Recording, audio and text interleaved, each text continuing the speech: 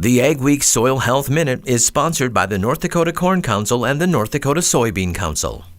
There's no easy button for dealing with salinity, but farmers are finding ways to manage those areas using knowledge of the field and the tools they have available. In this Soil Health Minute, Dr. Abbey Wick shows us how one farmer is doing just that in his field.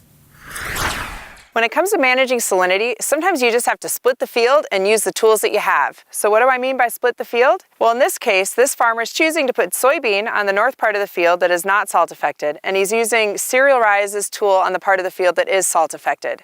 Last fall, he came through here and he looked at where his weed pressures were. He decided to use vertical tillage as a tool to knock down the weeds, and he came in immediately after and he seeded 60 pounds of cereal rye. And using 60 pounds of cereal rye, his intent is to harvest this for seed and then follow it with another cover crop to manage moisture. As we take a closer look to where vertical tillage was used and where it wasn't used, you can see that the rye is established well in both areas. But in this case, this farmer really wanted to knock down the weeds and use vertical tillage to do that. If you use vertical till, come right in like he did with the cereal rye and get it seeded immediately after tilling. Sometimes having the wheat stubble there can be helpful for capturing snow to leach the salts further into the profile. As farmers, you know your fields best. You know where the problem areas are, and you know what tools you have to manage those areas. So take a look at your field. Don't think about farming it as an entire field, but think about splitting it and then using your tools accordingly.